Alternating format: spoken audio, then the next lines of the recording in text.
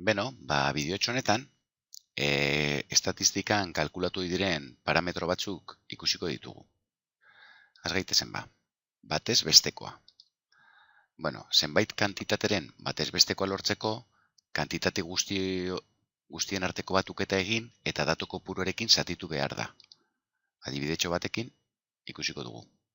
4 lagun arrantzan joan dira, eta hona hemen zenbat amuarrain harrapatu dituen bakoitzak. Lehenengoak harrapatu ditu 2, bigarrenak 1, hirugarrenak 4, eta bosgarrenak 5. Zein izan da arrantza bataz bestekoa? Esan dugun moduan, bataz bestekoa kalkulatzeko, egin behar dugu dauzkagun amuarrain kopuru guztiak, zati datu kopurua. Orduan, 2 gehi 1 gehi 4 gehi 5, zati 4, bai, 4 datu dauzkagulako. Eta hau, ebatxiz, batez bestekoa, 3 amuarrain direla, ondorio istatzen dugu. Bai, hori izango litzateke, arrantzatu duten batez bestekoa. Bale. Bestetik, batez bestekoa batzutan, maiztasun taula batetik abiatuta kalkulatu dezakegu. Goazen adibidetxo hau ikustera. Eskuineko taulan, ikasgela bateko neska mutilek etxean zenbat telebista dituzten bildu dugu. Orduan, 9 neska mutilek daukate etxean telebista bakarra. 12 dituzte 2 telebista. 6 dauzkate 3 telebista. Eta 3 dauzkate 4 telebista. Beraz, honek guztiak batuta, bai, badakigu guztira zenbat ikasle ikartzen ari garen, 30, bai, honen batuketak ematen dugu 30 ikasle aztertzen ari gara, bai? Bale. Orduan, batez bestekoa kalkulatzeko, lehenengo telebista guztien batuketa egingo dugu.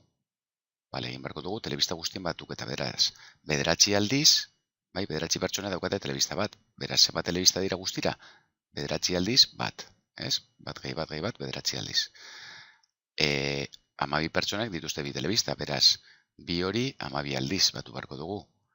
3 telebista dauzkate 6 pertsona, 3 6 aldiz batu beharko dugu, eta 4 telebista 3 aldiz, bai? Guztira, bai, zenbat telebista daude? 63 telebista, bai? Bale. Eta behin hau egiten dena da, batura hori maiztasun guztien batuketarekin zatituko dugu. Beraz, esan duguna, maiztasun guztien batuketa, 30 da, bai, azken finean, 30 pertsona, bai, hone dira, ikertzen ari garen pertsona guztiak, bai? Bale, orduan, batez bestekoa horrela kalkulatuko litzateke. 9 bider 1, gehi 12 bider 2, ez, lehengo telebista guztien batuketa, gehi 6 bider 3, gehi 3 bider 4, zati maiztasun guztien batuketa. Beraz, 63, esan dugun moduan, zati 30. Kasu honetan, 2,1 emango liguke. Bai, komarekin, zenbaki amartarrekin atera daiteke, bale, batez bestekoa. Bale. Ondorioz, labur bilduz, maiztasun taula batean bildutako datuen batez bestekoa kalkulatzeko, datu bakoitza dagokion maiztasunarekin biderkatu eta emaitzen arteko batuketa egin behar da. Hori da, gure goiko zatia. Ondoren, batura hori maiztasun guztien arteko baturarekin zatitu behar da. Zati maiztasun guztien batura. Bale. Hauze litzateke batez bestekoa, bale? Orduan, batez bestekoa lantzeko, hemen dauzkazue, 2 ariketatxo, praktikatzeko apur bat. Mediana, aztertzera hurbilduko gara orain. Kasu honetan, 3 jirafa ditugu, bai? 4, 5 eta 6 metroko altuera dute. Altueraren arabera ordenatuz gero, erdikoa mediana dela esaten dugu. Kasu honetan, zein izango litzateke erdikoa? 5 metrokoa, bai, honek 4, 5 eta 6. Beraz, gure mediana kasu honetan izango litzateke 5. Bale. Labur bilduz, orduan, zenbakizko datuen multzo batean, datuok ordenatu eta erdiko balioa hartzen duenari esaten zaio mediana. Bale. Kalkulatzeko, kantitateak txikienetik handienera ordenatu eta erdikoa aukeratu behar da. Datu kopurua bikoitia badago, mediana erdiko 2 balioen batez bestekoa da. Bale, kasu honetan bakoitia da. Bai, orduan erdikoa bakarra da, ez dago arazorik. Baina, ikusiko dugu datuak bikoitia direnean zer gertatzen den. Esaten digutena da, bueno, lehenengo kasu hau, kasu honetan 1, 2, 3, 4, 5, 6, 7 datu ditugu, beraz, bakoitia denez ez dago arazorik. Erdiko balore bat eukiko dugu, kasu honetan 7, bai, bere eskuman 3 balore eta bere eskerrean beste 3, beraz erdikoa 7. Bale, orduan mediana 7 izango litzateke. Beste aukera bat. Demagun, hone direla gure datuak. 1, 2, 3, 4, 5, 6. Bikoitia da datu kopurua, bai. Eta ikusten dugun moduan orduan, erdikoak bi balore hartu barko ditugu, bai. Eta bere eskubian geratuko dira bi eta bi. Kasu honetan, esaten digutena da, bikoitia denean, erdiko bi baloren arteko batez besteko egin behar dena. Kasu honetan, erdiko baloreak direnez 6 eta 6, batez besteko izango da 6, beraz mediana 6. Beste hau, 1, 5, 6, 9, 9 eta 10. Kasu honetan ere, datu kopurua bikoitia da, beraz, erdiko bi baloreak hau lirateke. Eta mediana kalkulatzeko 6 eta 9ren batez bestekoa kalkulatu beharko genuke. Beraz, mediana izango litzateke 6 gehi 9 zati 2. Beraz, batez bestekoa 7,5. Gure mediana 7,5 barkatu. Vale. Mediana lantzeko hemen dituzue 3 ariketatxo. Vale. Moda. Zer da moda? Zerbait gustu edo joera nagusi bihurtzen denean, modan dagoela esaten da, orokorrean. Nagusitzen den hori da moda. Banaketa estadistiko batean, moda maizago ageri den datua da. Aldagaia kuantitatiboa zein kualitatiboa izan, moda beti lor daiteke. Vale. Orduan, banaketa batek zenbait moda izan ditzake gainera. Maiztasunik handiena duten bi datu badaude, banaketa horrek bi moda izango ditu. Maiztasuna handiena duten 3 datu badaude, 3 moda, eta horrela urren ez urren, bai? Adibidetxo batzuk ikusiko ditugu. Demagun, hone direla gure datuak. Orduan, zein da gehien errepikatzen dena? 2, ez? Kasu honetan, oso argi dago gure moda 2 izango dela. Beste guztiak behin errepikatzen dira, 5 2 aldiz, baina gehien 2koa, bai? 3 aldiz errepikatzen derako, beraz, moda 2. Hemen, datu zerrenda honetan, zein izango da gehien errepikatzen denean? Batekoa 2 aldiz, 4koa 2 aldiz, eta beste guztiak behin errepikatzen direnez, 1 eta 4 izango dira gure modak. 2 modako banaketa. Eta azkenengo honetan, 3 2 aldiz, 5 2 aldiz eta 7 2 aldiz errepikatzen da, besteak behin bakarrik. Beraz, modak izango lirateke 3, 5 eta 7. 3 modako banaketa. Bale, orduan, moda lantzeko ere, hemen dituzuen 3 ariketatxo hauek egiten nahiko nuke. Eta azkenengo kontzeptuak, 2 sakabanatze parametro.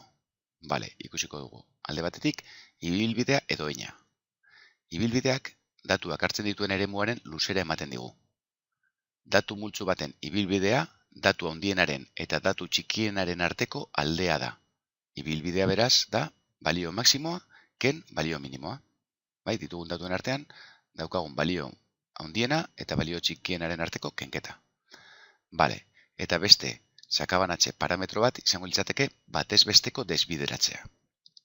Bale, batez besteko desbideratzeak datuen eta batez bestekoaren artean dagoen hurbiltasun edo urruntasuna adierazten digu.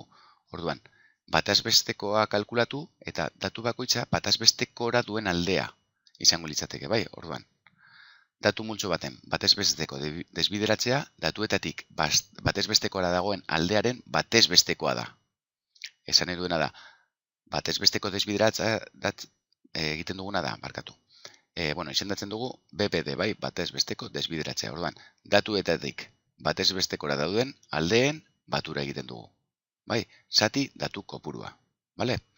Batez besteko desbideratzeak datuek euren batez bestekoarekiko duten sakabanatze maila edo urruntasuna adierazten digu. Bai, lortuko dugu zenbaki bat, ematen diguna pista bat, gure datuak batez bestekora edo media horretara daukaten sakabanatzea, bai? Bueno, adibidetxo batekin hobetu lertuko dugu. Bira, banaketa honek sei neba-arrebaren adinak ematen digu. Bale, neba batek edo arreba batek dauzka 2 urte, besteak 5, 6, 7, 10 eta 12. Bale, kalkulatu batez besteko desbideratzea. Orduan, lehenengo batez bestekoa kalkulatu beharko dugu. Orduan, badakigu batez bestekoa dela, dauzkagun balio guztiak, zati datu kopurua. Eragiketa hau eginda, ematen digu batez bestekoa dela 7. Orduan, gure datuak, bai, hauek lirateke goiko errenkada honetakoak, eta behan kalkulatu dugu batez bestekora datu bakoitzak daukan aldea. Beraz, 2, ze alde daukan 7raino batez bestekora 5eko aldea. 5etik 7ra ze alde dago? 2. Bai, 6 datutik batez bestekora 1. 7, justu batez bestekoa denez, ze alde dago batez bestekora 0. Bai, eta bar. Bale, orduan, batez besteko desbideratza kalkulatzeko esan dugun moduan, bai, egiten dena da, hauek alde guztien batura, bai, datu bat koitzetik batez bestekora dagoen aldeen batura, zati datu kopurua, zati 6. Kasunetan bat, 2, 3, 4, 5, 6 datu ditugulako. Beraz, eragiketa hau egiten, 2,77 aterako litzaiguke, bai. Honek esaten digu, datuak badaukatela gure batez bestekora 2,77ko urruntasun maila, bai, batez beste, kopuru hau urruntzen direla gure batez bestekotik. Bale, sakabanatze parametro hauek ere lantzeko, ondoko ariketa egitea gustatuko litzaidake.